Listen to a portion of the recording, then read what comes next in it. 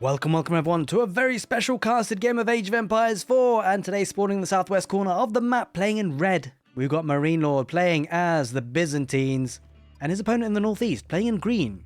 We've got iammagic playing as the Japanese. Welcome everyone to the map Gorge. And today I'll be bringing you two of the new civilizations for the Sultan's Ascent DLC. And I would argue probably two of the most popular ones. I mean, that's a pretty controversial thing to say. But let me know in the comment section below whether, well, let me know what your most favourite civilization you've seen so far. And I wouldn't be surprised if the Byzantines and the Japanese got the majority. Well, we'll have to find out. I'll have to take a look. I might even tally it up and see what you guys that are watching favourite the most. In any case, we do have the cistern already nicely built there for marinelord. That's going to be boosting up the gather speed of the villagers for the Byzantines by 5% at this stage, this early stages. That does improve over time, of course, as the water level improves and we see the aqueduct system start to form with the connections of various cisterns. On the other side of the map, we've got the Japanese with the fantastic town centre, by the way. It looks incredible. I love it. You can see the really kind of paid attention to detail, the devs, I've got to say. The detail for the new civilization is absolutely spot on. It's so great to see. And the great thing about the town centre for the Japanese, it can be upgraded with the daimyo manor and then the daimyo palace and even a third stage as well, where it really boosts up the HP quite extensively, and not only that, gives it an additional arrow slit and you get an additional villager. More importantly, and I think is quite close to my heart, is that they increase the gather rate on the farms. I mean, yeah, it's great, absolutely great. 25%, 50%, 75% depending on the level that you choose and that you go up with. So, I mean, I think this matchup is going to be an interesting one. We've obviously seen quite a few casted games recently, and I do feel like the Japanese are a little bit more tempo aggressive than the Byzantines. I think the Byzantines do sit back quite a lot. You know, they kind of rely on their olive oil kind of to boost themselves up into getting military numbers with the mercenary houses. I think the power spike generally for the Byzantines is kind of sort of mid to early castle age, and they can really kind of get the extra units out there. But the Japanese is an interesting one. Like, they do have a good opening. iammagic incidentally is going to go for a slightly different thing. So he's not going to be going for any shinobi action today, any initial aggression. He's going to go with the Kura Stonehouse, and that's going to be giving him free farms. Again, you know, it's a lovely civilization. You know what? With the farming situation, I've got to say the Japanese they're tugging at my heartstrings. But this is an interesting landmark. So you get a new farm every 45 seconds, and it builds around it. And I think that really works quite well synergistically with increasing the town centre or upgrading it with the daimyo manor and then the palace and then so forth. Because you get these farms for free to start off. It really makes a nice farming transition as well. Like you kind of make the sheep last longer because you want to kind of go to the farms as they start and spawn, so you kind of make the most of that. I mean, you don't have to necessarily because the sheep do actually gather faster. But I think it makes sense to go to the farms as soon as you get them, really. We'll see what iammagic decides to do today. Now we do see a bit of a meta establishing with the Byzantines going for a second town centre quite nice and early. And I wonder whether the Japanese will match that. So we can see villages coming out to stone already. I mean, that could be just for aqueducts and more cisterns, quite possibly, because they do cost stone. But I think generally because the Byzantines, you're going to be on stone anyway, you might as well gather a little bit more for a town centre, right? It's definitely an investment to be made. And we'll see what he decides to do today here at Marino. He's going to go with the Grand Winery. That'll be giving him a bit of a boost on his olive oil. Now, I haven't really seen the Imperial Hippodrome used that much. It's one of the civilization landmarks that does give them a bit of tempo to be aggressive with, but you get the feeling that the Grand Winery is kind of a really strong landmark for the Byzantines, because what it does, it increases the olive oil brought in by 60% from the berries, and the olive oil kind of transpires into more military.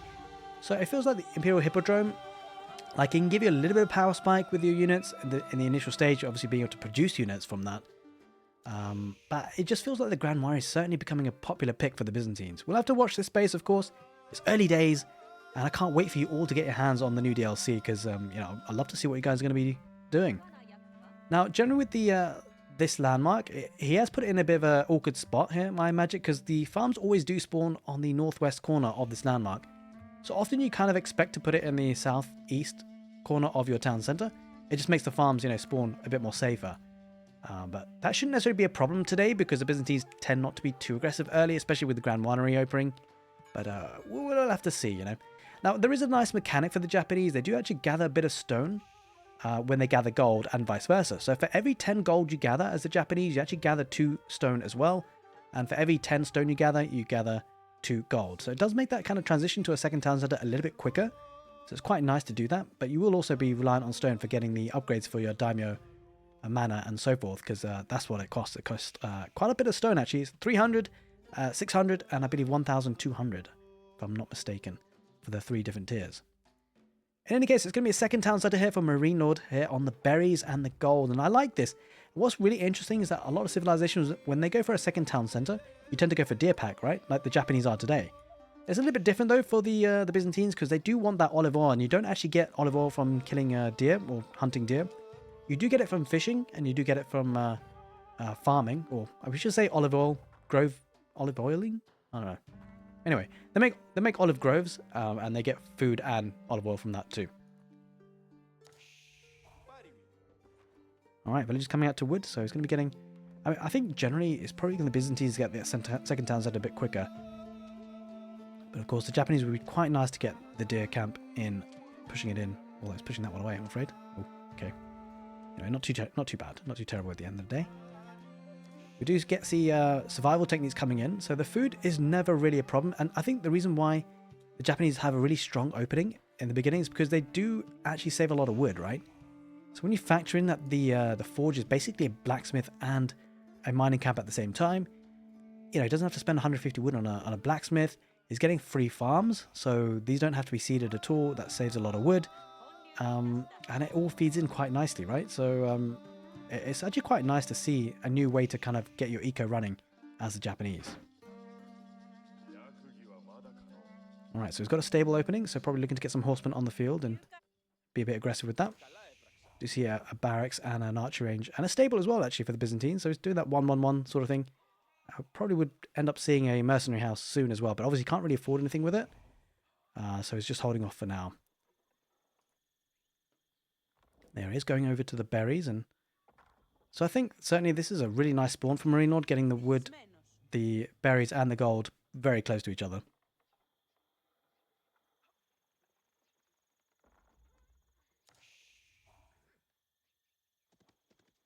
Okay, we see a horseman coming up and an archery range. So it looks like a Japanese gearing. They were up to be a bit aggressive as well. So I would like to just say a big thank you for everyone supporting the channel recently. It's been a blast. I think we've had a lot of growth, and I think we've enjoyed the new DLC content. That's for sure. I certainly have. And yeah, I hope you guys have been enjoying the casted games. I've been trying my best to, try and up my game and do the best casting I can. So hopefully you guys have been enjoying it. Hopefully that long continues as well. I can't wait for you guys to get your hands on the games as well. And maybe we'll have some community FFAs, just some chilled games as a live streams maybe on YouTube. We'll have to see. And there is that mercenary house going up for the Byzantines. Going to be looking to draft in some units. Now, the Byzantines, they do get 3 contracts. You get the Eastern contract, the Western contract, and the Silk Road mercenary contract, giving you various different units from different civilizations. So that's something that we'll unlikely to see.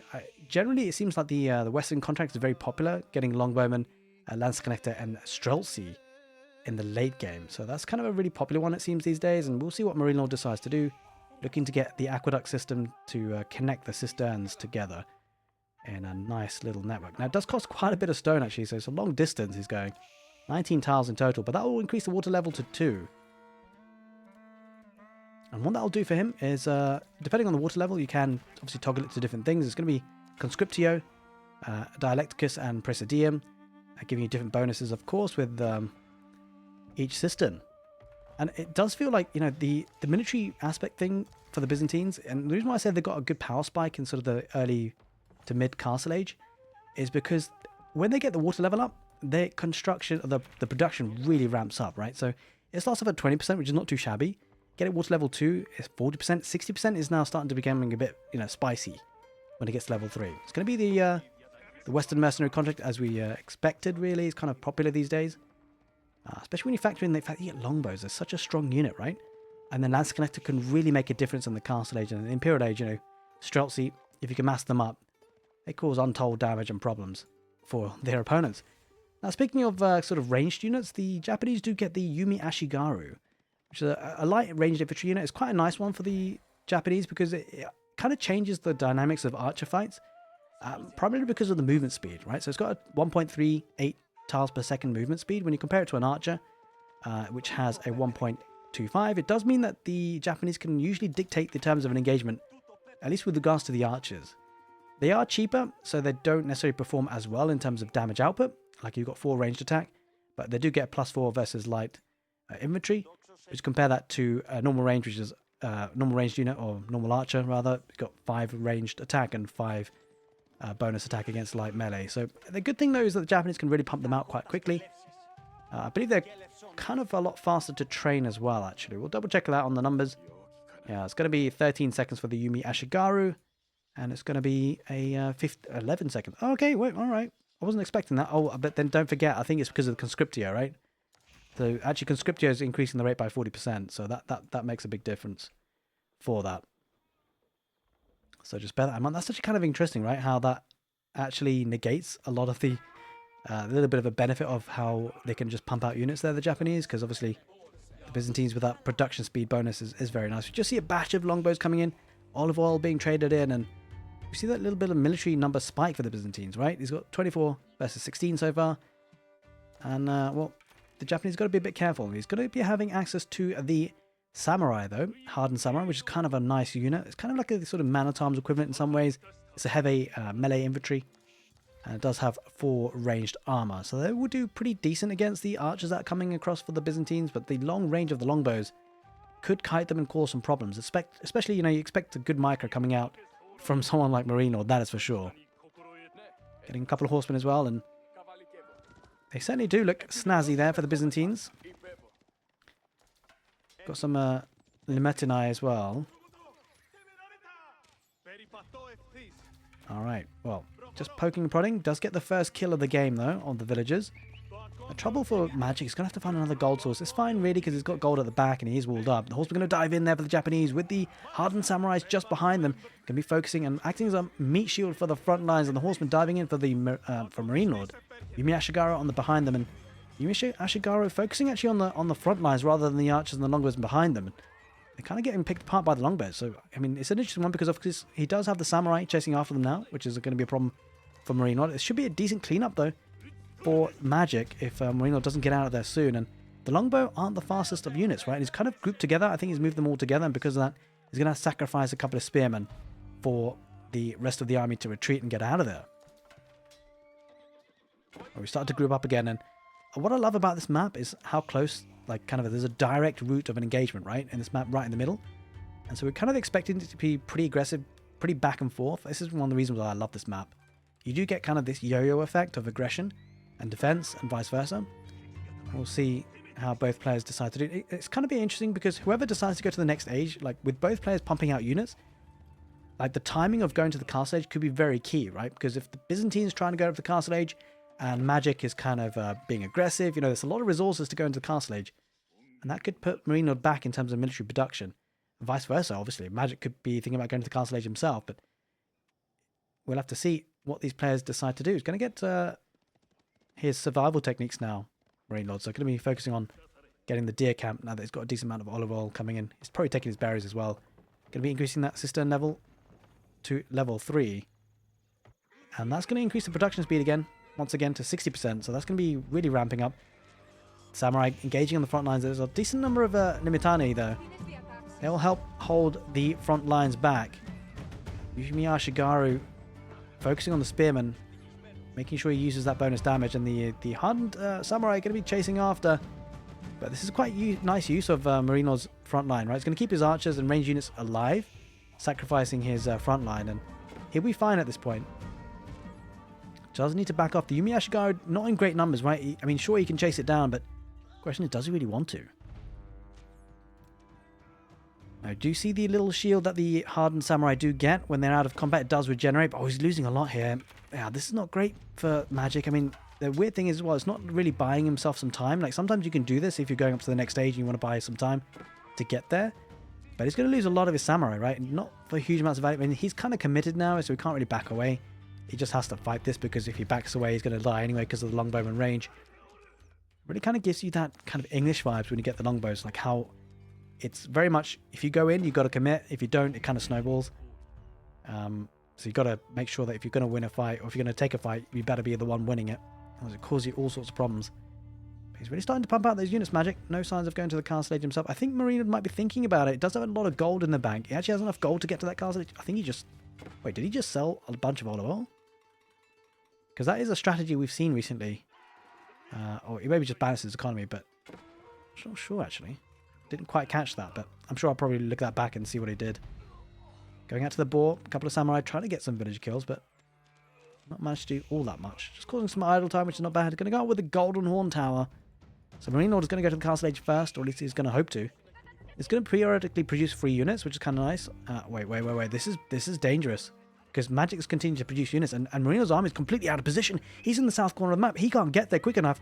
Those are ranged units. Those are infantry units. They're not going to get across.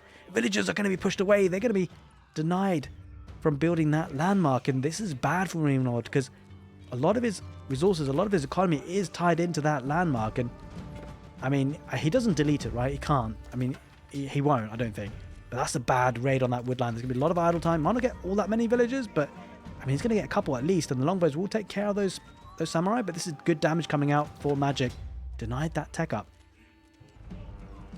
I mean, with the defender's advantage, with the units pumped out for the Byzantines, he will take care of this, but he has delayed that tech up to the next stage quite significantly. He's holding on now. He just wants to deny this as long as he can, right? But behind this, I mean, Magic's got a decision to make, right?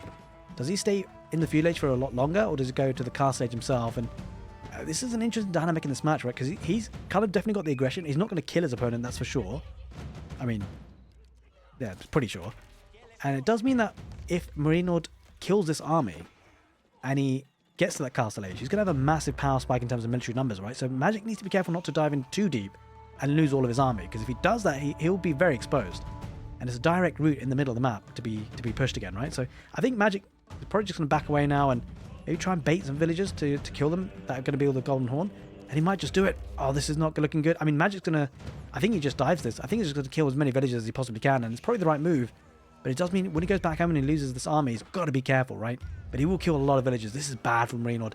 He will get to that castle age, but at what cost? Well, 15 villagers so far. Make that 17. And now the iammagic, now he can actually retreat. He does have the movement speed advantage. But the range is kind of hurting him from the longbows. But he possibly could get out of there. Oh no, he's got a samurai there. The samurai's holding him back. The samurai need to be taken out of that group. And that's not good. Oh no, he's formate. No. The iammagic should be saved, and maybe the samurai is sacrificed, because the samurai won't.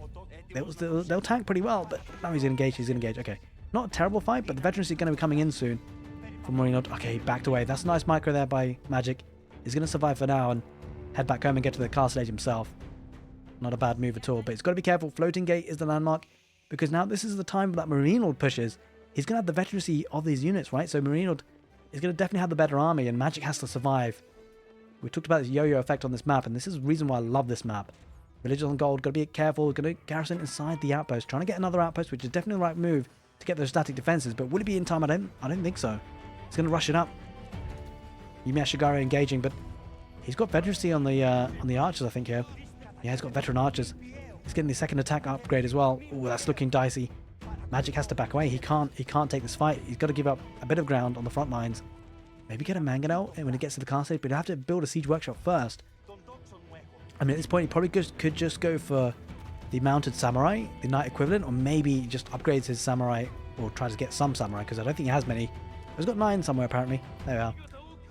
He does get to the next stage with a floating gate. That'll give him access to Yorishiro, and I would love to see the Yorishiro being deposited in the production buildings to increase the speed of production, because he's going to need it. He's going to need units fast, because now he's got to the next stage. This could be a dive in by marinelord.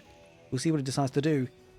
He's got a bit of wood involved, so he might actually decide to build some Kairosophons on the map, and that'd be crazy. Does he have siege engineering? Let's take a look. Where is his blacksmith? I did have it on a hotkey, but I recently took it off. There it is. There's the blacksmith. Oh, he's getting it now. He's getting siege engineering. Kind of nice to see. I think this is a good play by marinelord, because the Kairosophon is super strong against these units as well in particular. It feels like the Kairosophon could be the decisive factor. And the reason why I say that is because it's a unit that basically burns everything. But it's so difficult to take. Like normal rams, you can kind of torch them down with villagers. You can't torch a Cairo Siphon down, not when it's active and burning. It will just burn your villagers and any infantry that are involved. And it just feels like you need anti-siege, but it doesn't have a siege workshop here. And so that's going to be difficult. Like, you would need Springholes, and even then, Springholes don't do great against Rams and Cairo Siphons. I genuinely think the Cairo Siphon is a little bit tricky to deal with. I'm not sure how players are going to decide to address that issue and whether it might be a little bit broken at the moment.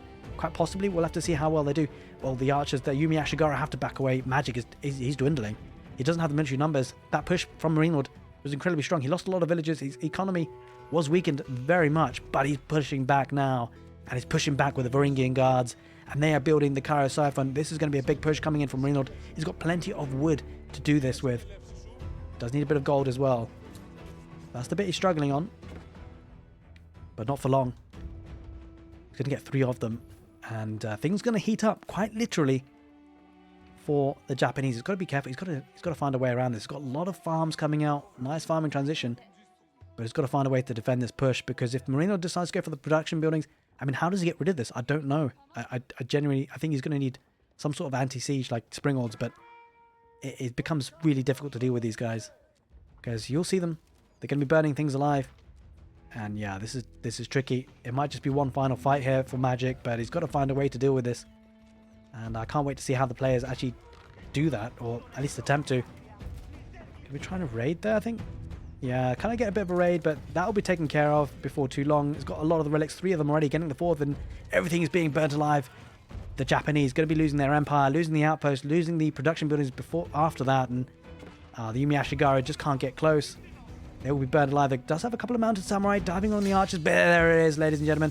iammagic, he's been burnt out of the game. Marinelord takes the game on Gorge. I hope you guys enjoyed the casted game. It was a fascinating one. Take care, and see you next time.